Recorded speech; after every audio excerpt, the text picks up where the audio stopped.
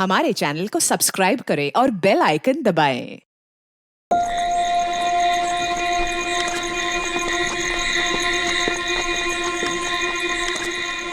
मेघा गुलेरिया के कदम खामोशी में लिपटे हुए थे।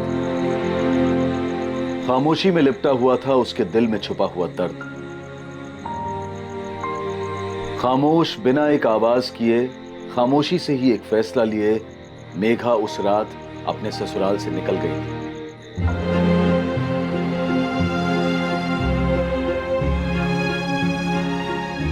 और अपने 4 साल के बेटे जगत को पीछे छोड़ गई थी।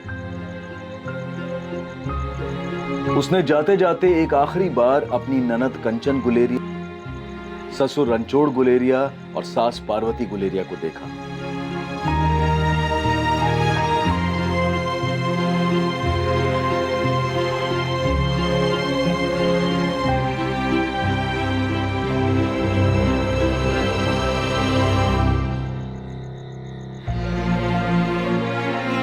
और फिर बाहर निकल गई, अपने घर से दूर, अपने अंदर के समेटे हुए दर्द से दूर।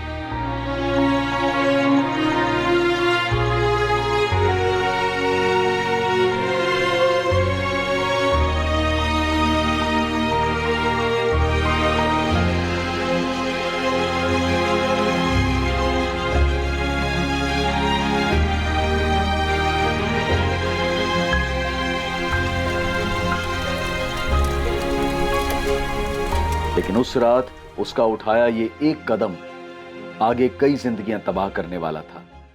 मेघा गुलेरिया ने ये कदम क्यों उठाया था? वो आखिर कैसी जिंदगी जी रही थी? उसके साथ ऐसा क्या हुआ था जिसकी वजह से उसने अपनी ही जान लेने के बारे में सोचा? क्या उस रात मेघा गुलेरिया ने आत्महत्या करने के अपने फैसले को अंजाम दे दिया था? इस रात से पहले दिन के उजाले में आखिर मेघा गुलेरिया के साथ ऐसा क्या हुआ था कि वो इस तरह का कठोर कदम उठाने जा रही थी? जगत, जगत रुक, दूध पी ले बेटा। क्या कर रहा है बेटा? बहुत सारा काम है, ऐसा मत कर। छोड़, ये सब छोड़। नहीं, पहले दूध पी ले, बहुत काम है। दूध पी ले, बहुत सारा काम है, पी ले बेटा। नहीं बेटा, मेघा आई मासा। कितनी देर हो गई? ले, मैंने सब्जी काट दी है। ये सब काम तुझे करना चाहिए ना। जा जल्दी से खाना बना और भजन के बापू को खेत में दे आ।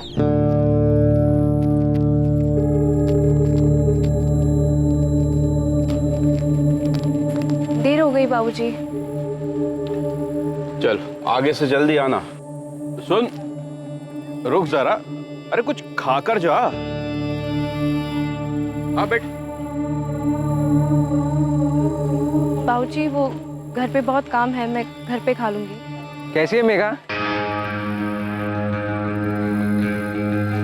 मैं ठीक हूँ जेठ जी। बापू कह रहे हैं बैठने के लिए, तो बैठना। नहीं वो घर पे काम है, मुझे निकलना होगा।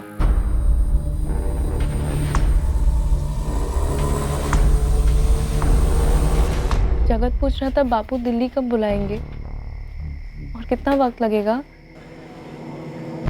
हम दोनों को यहाँ पे नहीं रहना है। बस थोड़े दिन रुक जा मेघा, 2 पैसे इकट्ठा कर लेने दे, उसके बाद मैं तुझे और जगत को बुला लूंगा अपने पास। तुझे तो पता है मैं खुद तेरे भाई और उसकी पत्नी के साथ रहता हूँ। बहुत छोटा सा कमरा है। वहाँ अपना कमरा कब तक हो जाएगा? थोड़ा टाइम तो लगेगा, आसान नहीं है। यहाँ किराए पे कमरा लेने के लिए बहुत सारा पैसा जमा करना पड़ता है। हमारी बहुत याद आती है। मैं कौन सा सुकून से हूँ तुम दोनों के बिना यहाँ। मेरी तो आंखें तरस गई तुम दोनों को देखे हुए। तो ले चलो ना हमें यहाँ से। मेघा, कोई तकलीफ है वहाँ?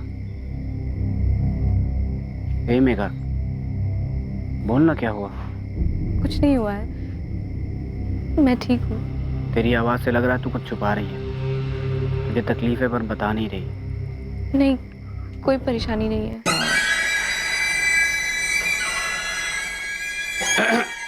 जगत,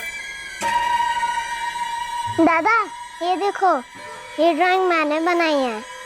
कितना सुंदर है ना मेघा?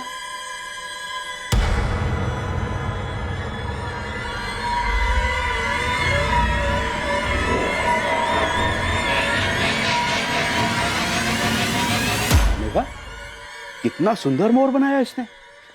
जी बाबूजी। रोज रोज क्या जरूरत है बापू के यहाँ जाके आने की? मेरे माँ बापू का घर है वो। हालचाल पूछने के लिए तो जाऊंगा ही ना। इसी बहाने मेघा के बड़े हालचाल पूछे जा रहे हैं। मेरे छोटे भाई की बीवी है वो, अकेली है बेचारी। दिल्ली जाते वक्त भजन कहकर गया था सबका ख्याल रखना, तू भी जाया कर, रोज नहीं तो 2-4 दिन में एक बार खोज खबर ले आया कर। बापू ये देखो जोधपुर में सर्कस लगा है, हम भी चलेंगे ना?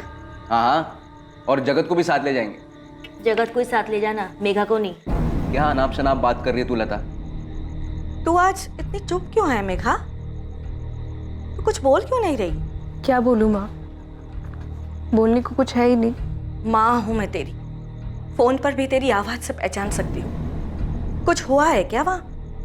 क्या हुआ है बेटा? तू कुछ बोल क्यों नहीं रही है? ससुराल वाले परेशान कर रहे हैं क्या?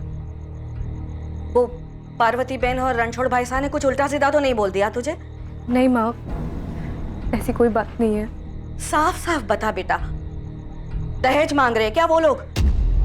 मैं तेरी माँ भी हूं और तेरा बापू भी हूं, बता मुझे, दहेज मांग रहे हैं क्या वो लोग?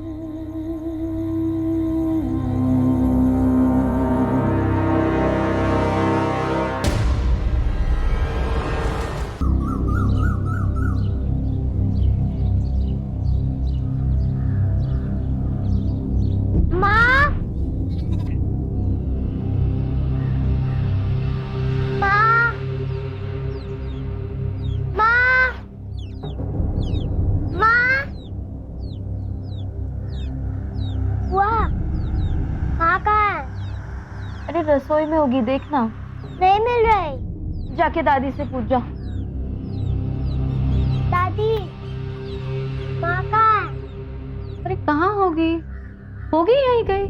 मैंने सब जगह ढूंढा, नहीं मिल रही। बाहर जाके देख जा।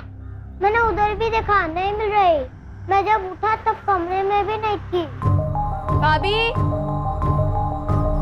भाभी, भाभी आप यहाँ हो क्या? भाभी,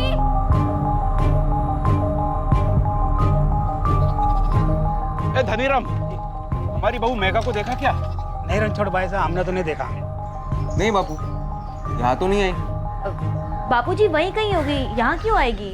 सुबह उठे तो दरवाजा खुला हुआ था, सब जगह देखा, घर में, आंगन में, अगल बगल में, कहीं नहीं मिली। से किसे चली गई? तू मुझे क्या देख रही है? मुझे कैसे पता होगा वो कहाँ गई है? एक काम करते हैं, चल चलकर उसको ढूंढते हैं। बावली हो गई। रणछोड़ काका, क्या हुआ रे? दिखी क्या मेघा?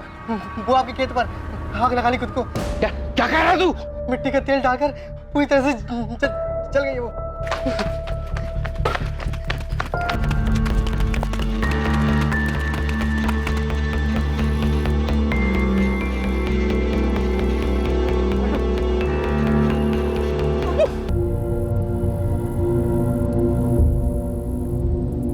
ये तेल का डब्बा हमारे रसोई का है, स्टोव के लिए इस्तेमाल होता है। आत्महत्या क्यों की तुम्हारी बहू ने? पता नहीं साहब, इसने ऐसा क्यों किया, हम तो इसे सुबह से ढूंढ रहे थे। मुझे भी कुछ नहीं पता साहब, मैं इसका जेठ हूँ, पर मैं मेरे बीवी और बच्चे के साथ अलग घर में रहता हूँ। वो रात में तेल का डब्बा लेकर घर से निकल गई और किसी को कुछ पता ही नहीं चला? कोई आवाज नहीं हुई क्या? कोई आवाज नहीं सुनी, मेरी बेटी ने कोई आवाज नहीं सुनी, इसकी सास ने कोई आवाज नहीं सुनी, इसका बेटा वो तो इसके पास ही सोता है साहब, उसने भी कोई आवाज नहीं सुनी।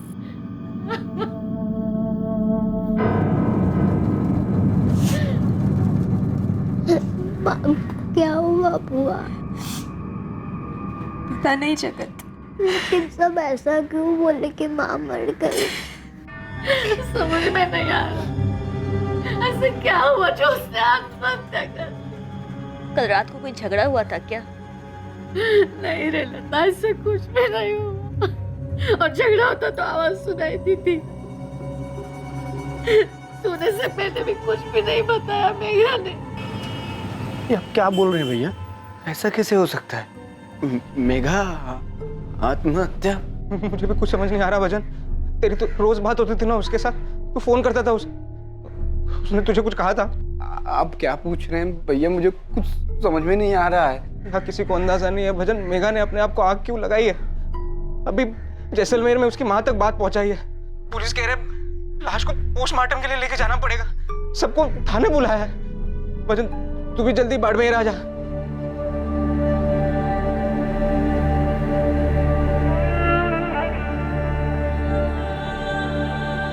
भैया मेरे जीजा जी को देखा क्या? हाँ भजन जी, जीजा जी आपसे कुछ कहा था क्या उसने? मेघा के परिवार के साथ उसका भाई गुंजन भी इस सवाल का जवाब ढूंढ रहा था कि आखिर मेघा ने आत्महत्या क्यों की। मेघा की खबर मिलते ही उसकी मां गायत्री चौहान तुरंत जैसलमेर से बाड़मेर के लिए निकली, जहां मेघा की लाश का पोस्टमार्टम किया जा रहा था। मेघा गुलेरिया ने आत्महत्या क्यों की थी, इस सवाल के साथ एक और अहम सवाल खड़ा हो गया था कि क्या मेघा ने वाकई आत्महत्या की थी?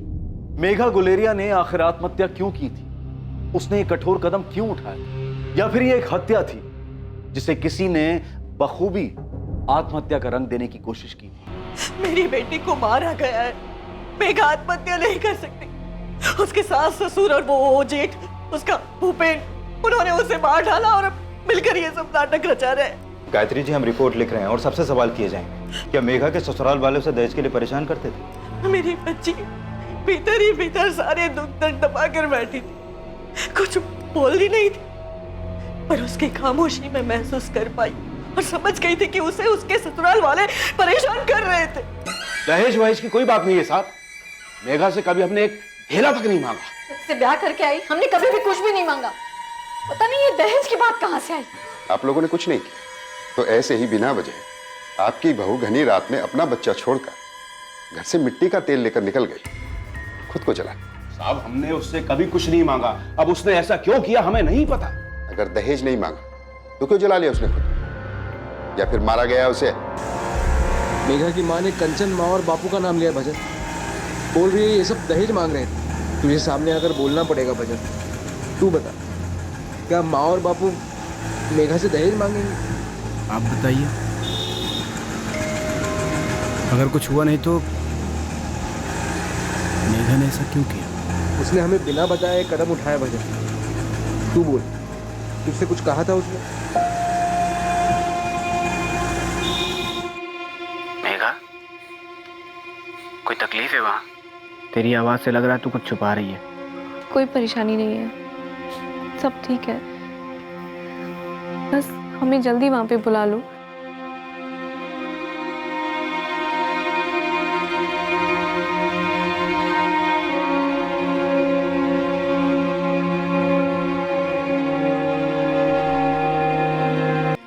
कमरा देख लिया किराए पर, अगले महीने में ले रहा हूँ। 2 हफ्ते में गांव आ रहा हूँ तुझे और जगत को लेने। ए मेघा, अब तो खुश है ना? अब यहीं पे रहेंगे साथ में दिल्ली में, और जगत के लिए अच्छा स्कूल भी देख लिया है। मेघा, कुछ बोलना। हाँ। मेघा क्या हुआ? हफ्ते भर से देख रहा हूँ तेरी आवाज कुछ अजीब सी लग रही है मुझे, कुछ हुआ है क्या? कुछ नहीं हुआ है, सब ठीक है।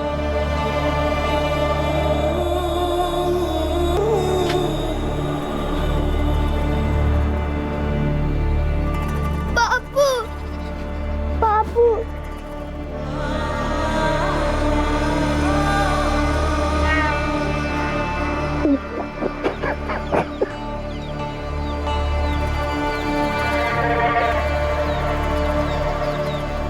नाथुराम जी, हमने अपनी बहू से कभी कुछ नहीं मांगा, एक ढेला तक नहीं लिया उससे। अगर हमने उससे कुछ लिया होता तो आपको पता चलता। हाँ, ब्याह के पहले एक साइकिल उन्होंने जरूर दी थी, लेकिन अब मेघा की माँ हम पर दहेज उत्पीड़न का केस लगा रही है। नाथुराम जी, आप इंस्पेक्टर साहब को अच्छी तरह जानते हैं, आप ही समझाइए उन्हें, ये दहेज वाली बात बिल्कुल गलत है। छोरी मरी है उनकी, आत्महत्या की है उसने। अरे तो हमको थोड़ी पता कि उसने अपनी जान क्यों ली। क्यों ली, कैसे ली, इसका जवाब तो आप ही लोग देंगे ना। भजन और उसके बीच में कोई गड़बड़ तो नहीं थी? इसका जवाब तो आप लोगों को देना होगा कि अचानक यूं ही मिट्टी का तेल लेकर के आपकी बहू खेत में यूं ही शौकिया तो अपने आप को आग नहीं लगा लेगी ना। हमारे घर में उसकी किसी से कोई बातचीत नहीं हुई, अगर हुई होती तो हमको पता चलता कि उसके दिमाग में क्या चल रहा है, तो हम लोग उसे कम से कम उसे समझाने की कोशिश तो करते हैं। देखो भाई, हम पंचायत के मुखिया भले ही हों, पर ये दहेज के दबाव में आत्महत्या का मामला है तो हम पुलिस पे जोर दे ही नहीं पाएंगे। और जब मेघा की माँ कह रही है कि आप लोगों ने दहेज मांगा है, तो किसी के परिवार के अंदर की बात में हम दखल कैसे दे सकते?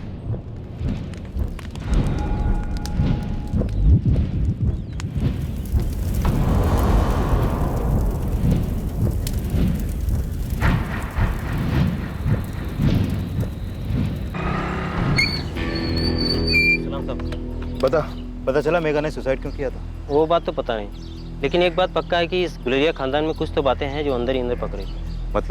मतलब साहब, भजन काफी टाइम से शहर से बाहर काम करता था। ऐसे में उसकी जवान बीवी घर पे अकेली रहती थी। शायद उस पे कई लोगों का नजर रहा, गाँव वालों की और साथ में शायद घर वालों के भी। भजन के गैर मौजूदगी में मेघा का जेठ भूपेन ही उसको उसकी माँ के गाँव ले जाया करता था। और तो और साहब, भूपेन अपने बेटे राकेश के साथ जगत को भी मेला दिखाने ले जाया करता था। साथ में मेघा भी होती थी। देख सोनू, साफ साफ बता तेरा इशारा किस तरफ है? घर के अंदर ही कुछ चल रहा था? ये भूपेन ने कुछ किया? साहब वही तो बात है, कोई भी साफ साफ कुछ नहीं जानता। यहाँ तक कि भजन को भी इसके बारे में कुछ नहीं पता। मैं तो कहता हूँ साहब, इन सब को उठा के धुलाई कीजिए, सब के सब सच बता देंगे। मेघा गुलेरिया के ससुर रणछोड़ गुलेरिया, सास पार्वती गुलेरिया और ननद कंचन गुलेरिया पर दहेज मांगने और उसे आत्महत्या करने के लिए उकसाने की धाराएं लगाई गई। आप अच्छी तरह जानते हो जीजा जी कि आपके परिवार वालों ने मेरी बहन को मजबूर किया कि वो खुद की जान ले ले। पिछले 1 महीने से मुझे लग रहा था कि कोई बात है जो जिसकी वजह से वो बहुत दुखी है, पर वो खुलकर बता नहीं पा रही है। बाप की मर्जी है जीजा जी, आपको अपने परिवार वालों का साथ देना तो आप दो, लेकिन हम चुप नहीं बैठेंगे। हम लोगों ने अपनी मेघा खोई है और उसके गुनाहगारों को हम छोड़ेंगे नहीं। लोगों ने हत्या की है दामाद जी, और आप उन हत्यारों का साथ दे रहे हैं। अपनी पत्नी, मेरी बेटी मेघा के साथ अन्याय कर रहे हैं आप। आत्महत्या क्यों की उसने, ये बताओ भजन। फोन पे चुप्पी साध के बैठी थी, कुछ बता नहीं रही थी। ये सब कविताएं मत सुनाओ। मैं सच कह रहा हूँ साहब, मुझे कुछ नहीं पता। मैंने कई बार पूछा मेघा से कि क्या बात है मेघा बता, लेकिन उसकी खामोशी नहीं टूटी। लेकिन उससे बात करते वक्त मुझे एहसास होता था कि वो तकलीफ में तो थी। उसकी माँ ने अपने बयान में कहा है कि उसे पता चल गया था कि उसकी ससुराल में दहेज मांगा जा रहा है। तुमने कितने मांगे थे भजन? कोई दहेज नहीं मांगा साहब, कैसी बात कर रहे हैं आप? मैं तो मेघा से प्यार करता था, और बहुत प्यार। मैं उसे दिल्ली भी ले जाने वाला था, कमरा भी देख लिया था। मैंने उसको बोला था मैं 2 हफ्ते में आऊंगा उससे लेने, लेकिन देखो, 1 महीने से मेघा गुलेरिया अपने पति भजन गुलेरिया से फोन पे बात करते वक्त तकलीफ में थी। भजन गुलेरिया ने यह बयान दिया है, उसे सब पता था। लेकिन भजन गुलेरिया एक बार भी दिल्ली से वापस अपने गांव आकर अपनी पत्नी के आमने सामने बैठकर ये नहीं पूछता कि उसकी तकलीफ क्या है। मेघा के पति भजन को यह कभी समझ में नहीं आया कि आखिर उसकी पत्नी ने उसे अपनी तकलीफ के बारे में क्यों नहीं बताया। मेघा के ससुर, सास और उसकी ननद पर आत्महत्या के लिए उकसाने का आरोप लगा था, लेकिन वो शुरू से ही इस बात को मना करते आ रहे थे कि उन्होंने कभी भी मेघा से दहेज की मांग की थी। उनके बयान दर्ज किए गए जिसमें उन्होंने मेघा को आत्महत्या के लिए उकसाने के इल्जाम से साफ इनकार किया। वो इस अपराध को स्वीकार करने के लिए बिल्कुल भी राजी नहीं। मेघा किसी बात को लेकर परेशान थी, लेकिन किस बात को लेकर परेशान थी ये बता पाना मुश्किल है। मतलब दहेज के अलावा भी कुछ और था? अबे मैं कैसे बताऊं साहब। हाँ, लेकिन मैंने कई बार उसको रास्ते में देखा था, जब वो अपने ससुर के लिए खाना लेकर आती जाती थी, तब उसका चेहरा कुछ उखड़ा उखड़ा सा रहता। अच्छा, ये भजन का बड़ा भाई भूपेन, ये अपने परिवार से अलग क्यों रहता है? कहानी क्या है? ये उनके परिवार का निजी मामला है, आप नाथूराम जी से पूछिए ना। दोनों भाइयों में फैसला हुआ कि छोटा भाई शहर में कमा रहा है, इस वजह से बड़ा भाई भूपेन यहाँ खेती बाड़ी का पूरा काम देखेगा और खेती से होने वाली आमदनी का ज्यादा हिस्सा वो लेगा। और उसने अपना घर भी बनवाया और परिवार के साथ रहने उसमें चला गया। नाथूराम जी, क्या सच में ये मामला सिर्फ दहेज का है? अब केस तो इसी का बना है, तो हमें लगा यही होगा। आपको कुछ और लगता है क्या? केस तो यही बना है, पर सबसे पूछताछ करने के बाद एक बात खटक रही है। क्या दहेज के अलावा कोई और बात हो सकती है? क्योंकि मेघा ने ना तो अपने पति को कुछ बताया और ना ही अपनी माँ से कुछ साफ साफ कह रही थी। और दहेज की बात पर मेघा की माँ कह रही हैं कि उन्हें आवाज तब हुआ जब मेघा ने उन्हें फोन पर सिर्फ हाँ कहा। क्या चल रहा है वहाँ मेघा? सिर्फ दहेज की बात है क्या? हाँ। देख बेटा, तू चिंता मत कर, मैं कल ही पार्वती बहन से बात करती हूँ। नहीं माँ, ऐसा मत कर, मैं हाथ जोड़ती हूँ, मेरे ससुराल में कोई बात मत कर। क्यों ना करूं? हमारी हैसियत वो जानते हैं। हमने साफ साफ बता दिया था कि हमारे पास क्या था, और जो दे सकते थे वो दिया भी था। अब 5 साल बाद ऐसे कैसे वो दहेज की मांग कर सकते? माँ तू रहने दे, बात और बिगड़ जाएगी। क्यों बिगड़ जाएगी? कुछ और बात है क्या? क्या हो रहा है वहाँ? कुछ बताएगी भी? कुछ नहीं है, कोई बात नहीं है, तू रहने दे, सब ठीक है। नाथुराम जी, आपके गांव के एक घर में एक बहू परेशान थी और पूरे गांव को इसकी खबर भी थी, लेकिन वक्त रहते किसी ने भी कोई शिकायत दर्ज नहीं की। मेघा ने की क्या? मेघा की माँ को पता था, उसने की क्या? साहब हम बहुत दुखी हैं कि गांव में बहू के साथ ऐसा कुछ नहीं। भजन बहुत मेहनती है। ठीक है, अब विक्रम जी जी, आप भूपेन के साथ थोड़ी सख्ती कीजिए ना। क्यों? वो को जानता है? इसीलिए तो कहा है सख्ती कीजिए। अलग रहता है लेकिन है तो एक ही परिवार का। आप सख्ती करेंगे तो शायद कुछ निकल के आ जाए। दहेज की मांग के अलावा क्या कोई और बात भी थी जिसकी वजह से मेघा गुलेरिया परेशान थी? और क्या यह बात कभी सामने आ पाएगी? क्या इस बात का ताल्लुक मेघा के जेठ भूपेंद्र गुलेरिया से था? माँ, भजन भैया ने भी हमारा साथ नहीं दिया। मेघा ने जैसे अपनी माँ को बताया, वैसे ही जगत को भी कुछ बता के गई है क्या? मुझे नहीं मालूम। मैंने जगत से बार बार पूछा पर वो कुछ कह नहीं रहा था।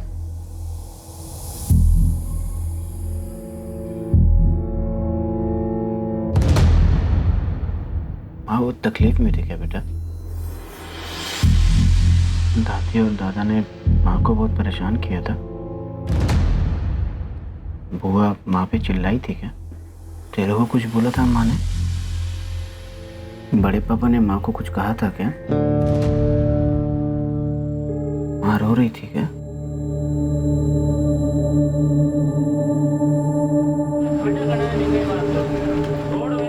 कई बार जब मेघा को अपने मैके जाना होता था, मैं खुद उसे यहाँ बाड़मेर से जैसलमेर छोड़ कर आता था।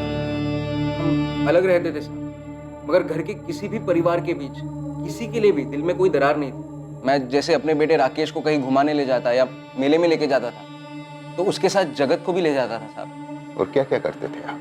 क्या मतलब है साहब आपका?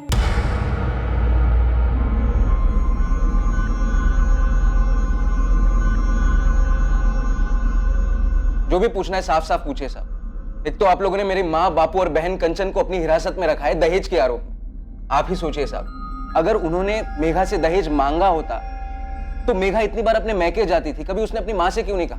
फोन पर इतना बात करती थी। खास उसके लिए भजन ने घर पे फोन का कनेक्शन लगाया था। फोन पर किसी को बता दी, मगर नहीं बताया। मैं नहीं जानता साहब आपको ये सब किसने बताया। अच्छी भली खुश थी मेघा हमारे घर में, सब उसका ख्याल रखते थे, जगत से भी सब लाड करते थे साहब। इतना ही प्यार था तो सुसाइड क्यों किया उसने? मैं नहीं जानता साहब, और ये भी नहीं जानता कि उसने आत्महत्या क्यों की। होगी उसकी कोई तकलीफ जो किसी को बताना नहीं चाहती, मगर अब हम क्या करें साहब? मेरा पूरा परिवार जेल में सड़ रहा है, बेल नहीं हो पा रही है। अगर शादी के 7 साल में लड़की के साथ दहेज के लिए कुछ होता है तो आरोपी लंबे वक्त के लिए अंदर जाते हैं। मेघा की शादी को अभी 7 साल पूरे नहीं हुए। भूल जाओ, तुम्हारे माँ, बापू, बहन बाहर आई।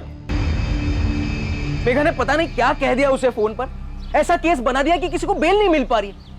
ऊपर से तू ये बयान देकर आया कि मेघा तकलीफ में थी। मेघा तकलीफ में थी भैया। मेरे जब भी उससे बात होती थी तो मुझे एहसास होता था। मगर अब जब वो नहीं रही तो तुझे अपने परिवार के खिलाफ बोलने की क्या जरूरत थी? तो झूठ बोलता क्या? और सच बोलने से जो माँ, बापू और कंचन तकलीफ में आ गए उसका क्या? देख भजन, अब जब मेघा मर चुके हैं तो तुझे अपना मुंह बंद रखना चाहिए था। ये सच और झूठ एक तरफ है, मगर जब परिवार की बात आती है ना तो सिर्फ परिवार मायने रखता है और कुछ नहीं। और मेघा, वो हमारा परिवार नहीं थी क्या? बेवकूफों जैसी बात मत कर। तू तो पहले दिन से उस मेघा के प्यार में अंधा और बावला हो गया था, मगर अब वो मर चुकी है। अभी आंखें खोल। देख, मैं कुछ नहीं जानता, तू पुलिस में जो भी बयान दे के आया वो रहने दे, मगर अब तू अदालत में ऐसा कुछ नहीं बोलेगा कि मेघा ने तुझसे कहा था कि वो तकलीफ में थी। तेरी बीवी अब मर चुकी है, मगर माँ, बापू और कंचन अभी भी है। अगर उन्हें कुछ भी हुआ ना तो उसका जिम्मेदार तू होगा।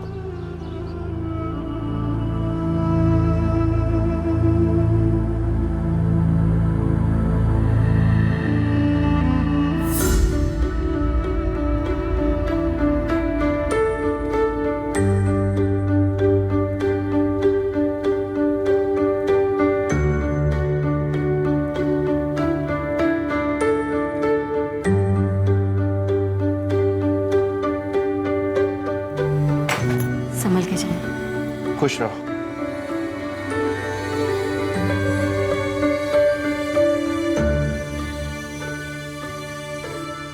सुनो सुनो,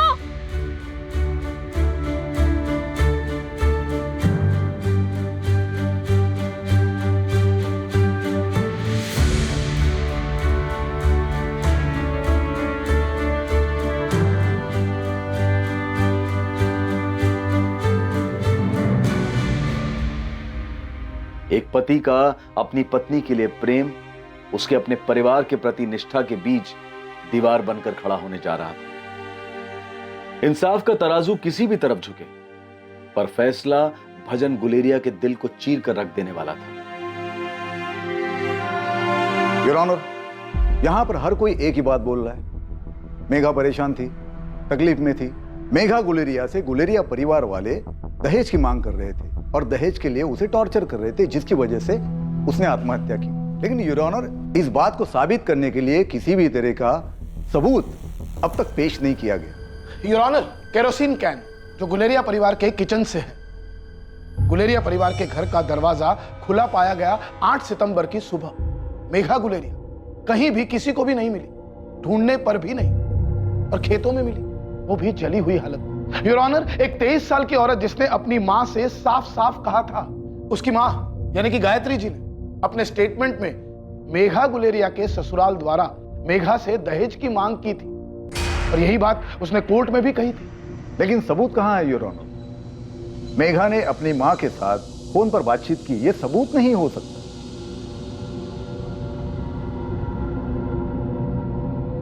पर उसने सुसाइड किया है, ये बात तो सामने है पुरोहित। क्या इस सुसाइड की कोई और वजह थी? वजह हो सकती है, कोई मतभेद हो सकता है, कोई दबाव हो सकता है, किसी किस्म का संघर्ष हो सकता है, या फिर यह भी हो सकता है कि उसकी मानसिक स्थिति ठीक ना हो।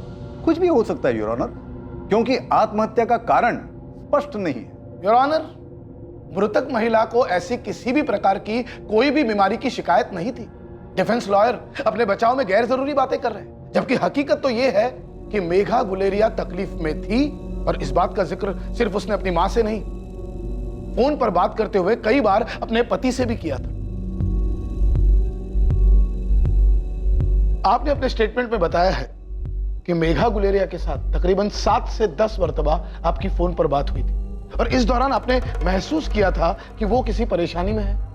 अगर आपने ये महसूस किया था कि मेघा किसी परेशानी में थी, तो अदालत को बताइए जरा, वो परेशानी, वो तकलीफ क्या थी? मेरे ख्याल से गवाह को बात करने दी जाए तो अच्छा हो। ये बात सच है कि मैं अपनी पत्नी मेघा से कई बार फोन पे बात किया करता था, और उससे बात करते वक्त मुझे कई बार लगा कि वो तकलीफ में थी।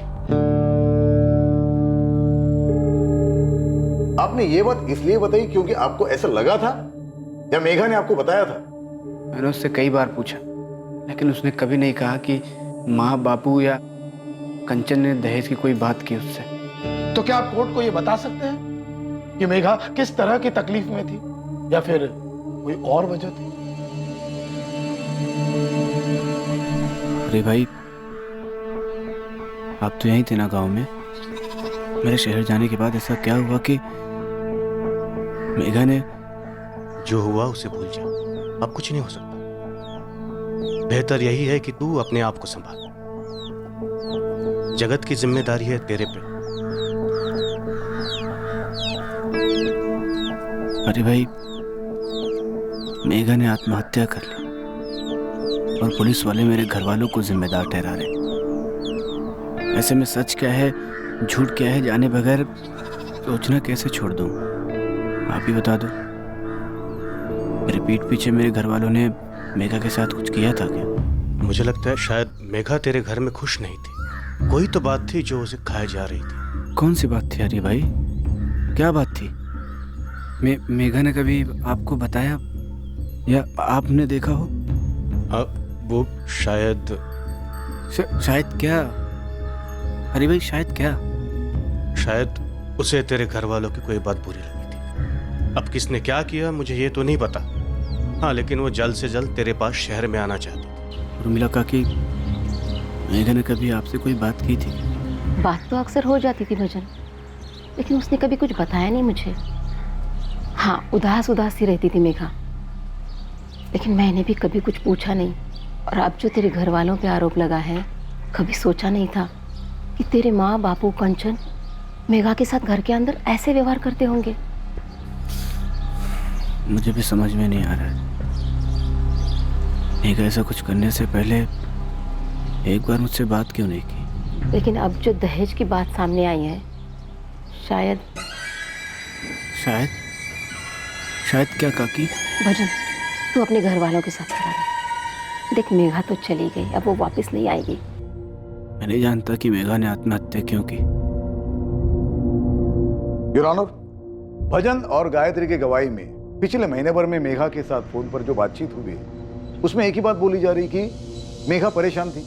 लेकिन पोस्टमार्टम रिपोर्ट इस तरफ साफ इशारा कर रही है कि यह आत्महत्या है, क्योंकि बॉडी पर किसी भी तरह के घाव, अन्य कोई भी निशान नहीं पाए गए। योर ऑनर, सबसे पहली बात, पीड़ित की लाश बहुत ही बुरी तरह से जली हुई हालत में पाई गई है। अगर यह हत्या है, ऐसा साबित करने के लिए कोई सबूत ही नहीं है। इसीलिए तो कहा कि अगर यह हत्या है तो लाश इतनी बुरी तरह से जली हुई हालत में मिली है कि किसी भी प्रकार की कोई चोट या कोई निशान इसका पता लग पाना बहुत ही मुश्किल था। योर ऑनर, इस पूरे मामले में दो बातें बहुत अहम है जो अभी तक साबित ही नहीं हुई है। पहली बात, आईपीसी सेक्शन 498A, इस पूरे मामले में दहेज के मांगे जाने का कोई भी सबूत नहीं है। दूसरी बात, आत्महत्या के लिए उकसाने की। इन दोनों बातों को प्रूव करने के लिए कोई भी सबूत अभी तक पेश नहीं किया गया। ये कोई असामान्य बात नहीं।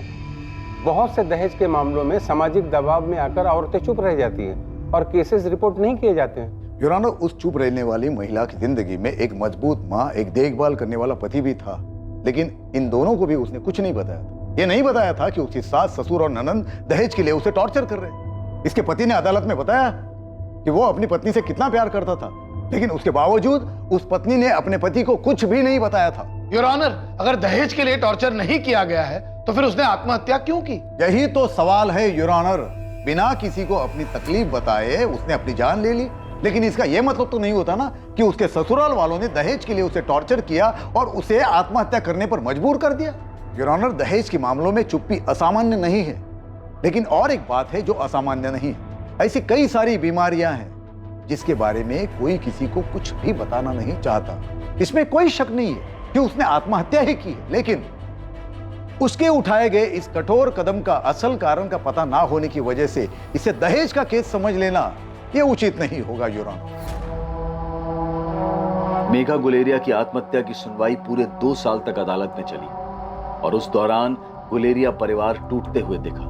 शायद इस केस का सच आत्महत्या करने से पहले मेघा की साधी गई चुप्पी के साथ ही जा चुका था। मेघा की मौत ने कई सारी जिंदगियां तबाह कर दी और अब आगे उसके केस का फैसला और तबाही मचाने वाला था। एक 23 साल की महिला का अपने ससुराल में आत्महत्या कर लेना बेहद दुखद है। उससे भी दुखद बात यह है कि वो एक माँ भी थी। उसे न जाने किस परिस्थिति ने यह कदम उठाने पर मजबूर किया, लेकिन इस बात के कोई पुख्ता सबूत नहीं है जो वास्तव में सुनिश्चित कर सके कि मेघा गुलेरिया ने दहेज की मांग के कारण ही आत्महत्या की। अदालत मेघा गुलेरिया की मौत में तीनों आरोपी रणछोड़ गुलेरिया, पार्वती गुलेरिया और कंचन गुलेरिया को सबूतों के अभाव के आधार पर बरी करती।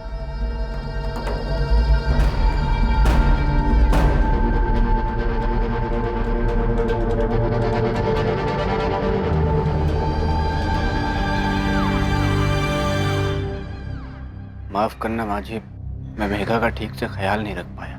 मैं तुम्हें और तुम्हारे परिवार को कभी माफ नहीं करूंगी बच्चे। मेघा मेरी इकलौती बेटी थी, तुम सबने उसे मार डाला। अब से हर दिन मैं भगवान से यही मांगूंगी कि तुम सबकी जिंदगी बद से बदतर बना दे, इतनी तकलीफ दे कि तुम्हारा जीना दुश्वार हो जाए, तुम और तुम्हारे सारे परिवार का विनाश हो जाए।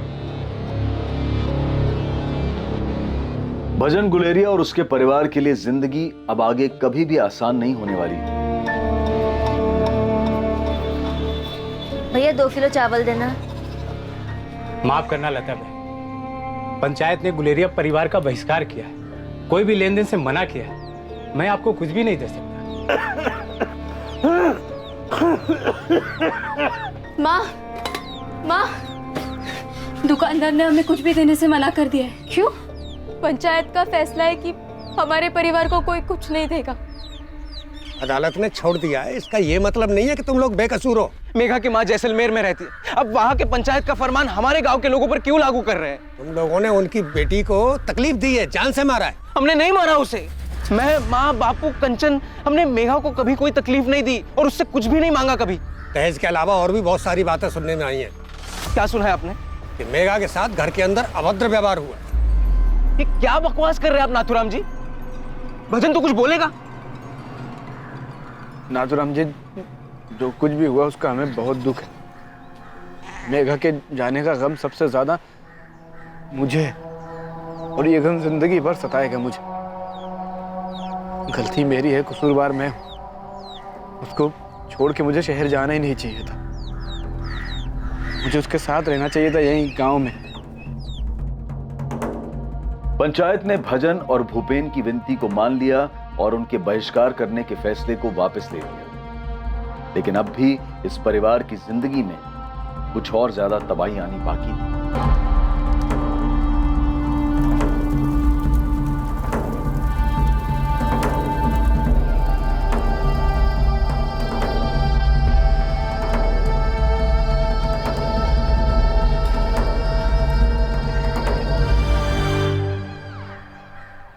प्रदीप के घर वालों ने कंचन से रिश्ता तोड़ दिया है भजन।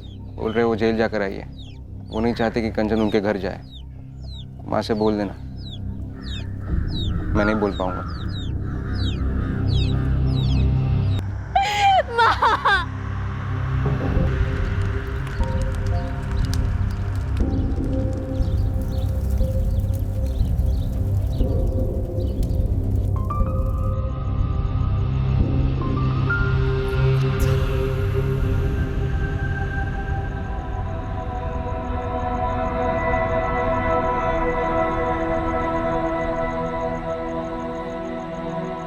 बहुत याद आती है बापू। मुझे भी याद आती है। माँ ने ऐसा क्यों किया बापू? मैं रात को उसको पकड़ के सोया था।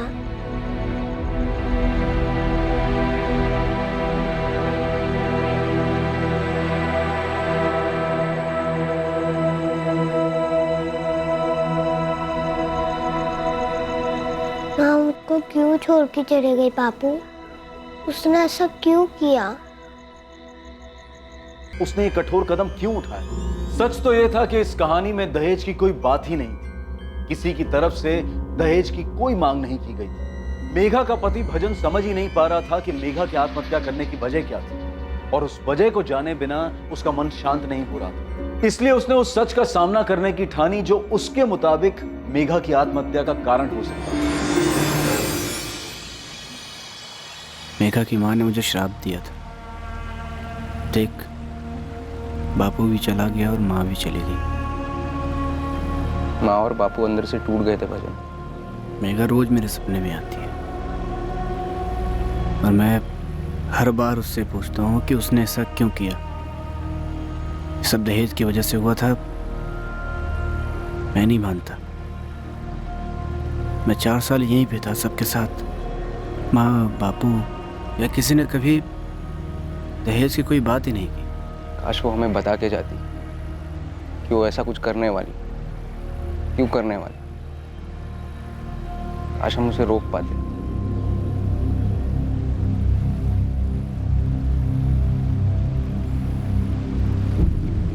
एक बात पूछूं भैया? मैं जानता हूँ भजन, कंचन की शादी करनी है। मैं लड़का ढूंढ रहा हूँ, मगर तू भी जानता है आसान नहीं है। मगर अभी भी तेरे लिए लड़की ढूंढना मुश्किल नहीं है भजन। तेरे ऊपर कोई आरोप नहीं। तू दूसरी शादी कर ले। जगत बड़ा हो रहा है, उसे भी माँ की जरूरत है। मैं मेघा को कभी भूल नहीं पाऊंगा भूपेन। और हाँ, मैं आपसे भी कुछ पूछना चाहता हूँ। पूरा गांव मुझसे पूछना चाहता है। सब बातें भी करते हैं, बस कभी कोई मुंह पे नहीं कहता। लता ने भी कई बार आड़े टेढ़े तरीके से पूछने की कोशिश की। नहीं पूछना चाहता है ना तू? कि क्या मैंने या बापू ने कभी भी मेघा के साथ कुछ गलत किया? खामोश थी। मैंने कई बार कोशिश किया लेकिन उसकी खामोशी नहीं टूटी। मुझे कुछ बताने से ज्यादा खुद को आग लगाना आसान लगा।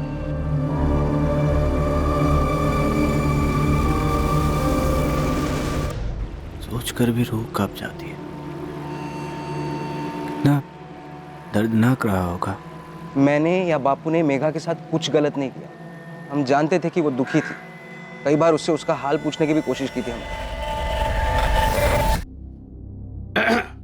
जगत, दादा ये देखो, ये ड्राइंग मैंने बनाई है।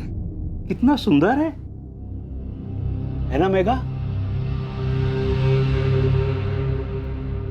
मेघा बेटा इधर देख रहा हूँ आजकल तू कुछ उदास से रहती है। नहीं बाबूजी, ऐसी कोई बात नहीं है। बेटे माँ के घर जाना चाहती तो जाओ, कुछ दिन वहीं रह लेना। नहीं बाबूजी, मैं ठीक हूँ। नहीं बेटा ठीक तो नहीं है। जब भी तू खाना देने आती है मुरझाई सी रहती है। कहीं कंचन ने तो कुछ नहीं कहा या पार्वती ने कुछ कह दिया? नहीं बाबूजी।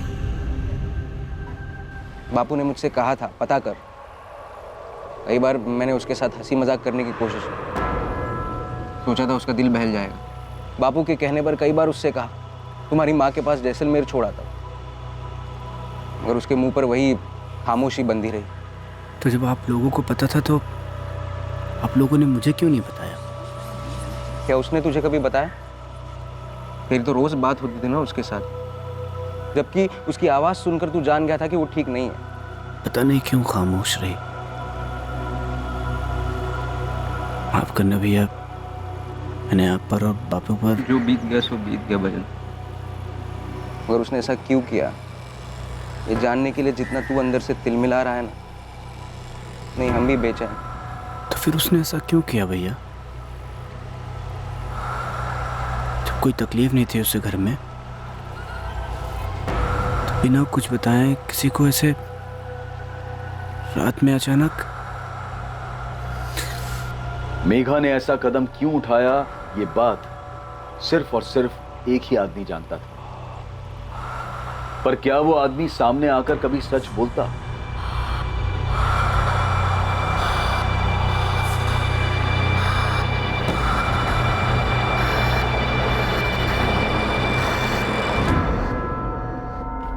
मुबारक हो कमल, लड़का हुआ है। चंदा कैसी है? माँ और बच्चा दोनों एकदम स्वस्थ हैं। ये आधा तुझ पे गया है और आधा मुझ पे गया है। ये देख चंदा,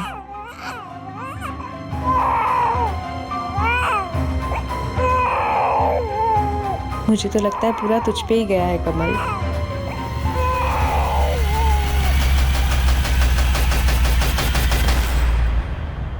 क्या चंदा की सिर्फ शक्ल मेघा गुलेरिया से मिलती थी, या फिर वो मेघा गुलेरिया ही थी जो चंदा बनकर जी रही थी? ये अपने आप में एक अनोखा मामला था, एक ऐसा मामला जिसने कई जिंदगियां तबाह की थी और शायद आगे भी करने वाला था। कल रात 11 बजे इस केस के दूसरे और आखिरी भाग में हम इस कहानी की लंबी यात्रा को उजागर करेंगे जो साल 2003 से चली आ रही थी और जिसने कई विचित्र मोड़ लिए थे। अब मैं अनूप सोनी आपसे विदा लेता हूं, फिर मुलाकात होगी।